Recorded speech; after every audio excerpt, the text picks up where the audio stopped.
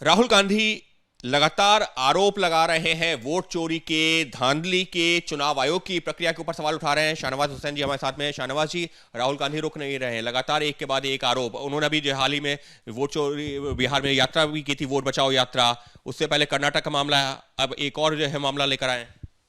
Rahul Gandhi press में क्या कहने वाले हैं ये वो जाने, लेकिन पूरे देश को मालूम है कि इनका हाइड्रोजन बम जो है वो फुस हो जाएगा, कुछ होने वाला नहीं है। दिवाली के बम से भी छोटा बम लेके आते हैं जिसको ये बड़ा बता देते हैं।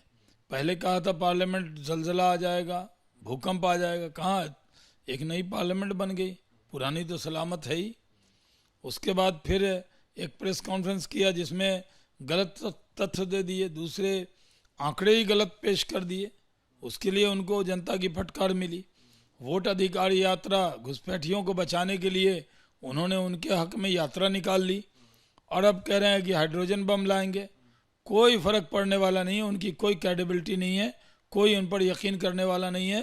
पहले बार बार हारते थे, हार का ठीकरा उनके कंधों पे आता था, अब वो हार का ठीकरा फोड़ना चाहते हैं चुनाव आयोग के कंधे पे। जब जीत जाते हैं वो कर्नाटक, तेलंगाना, हिमाचल, झारखंड, तमिलनाडु, वायनाड, रायबरेली, तो चुनाव आयोग अच्छा हो जाता है। और जब हार जाते हैं महाराष्ट्र, हरियाणा, दिल्ली में जीरो पे आउट हो जाते हैं, बिहार में हारने वाले हैं, तो अभी से चुनाव आयोग को ब्लेम करने लगे हैं। तो इनका काम है ब्लेम करना, इनको कुछ होने वाला नहीं है। राहुल गांधी लगातार यही कह रहे हैं कि यहां पर बीजेपी ने अपनी रणनीति बदल दी है, पहले ईवीएम के सहारे चुनाव जीतते थे, अब वोटर लिस्ट में धांधली करके चुनाव जीतते हैं। हम जनता के सपोर्ट से जीतते हैं, जनता से चुनकर आते हैं।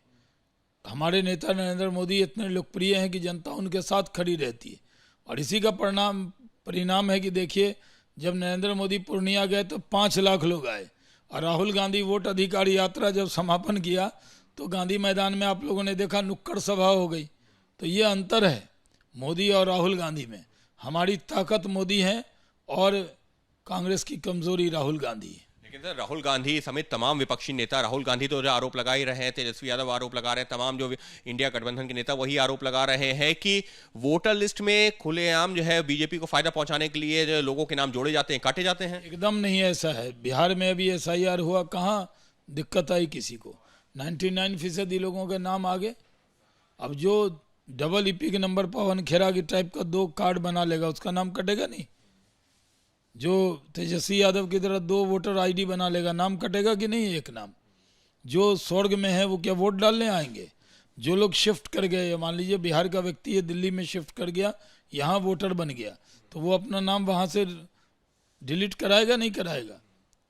और जो घुसपैठिया है, रोहिंग्या है, बांग्लादेशी है, उसका नाम हटेगा या नहीं हटेगा, या उसका नाम रहना चाहिए?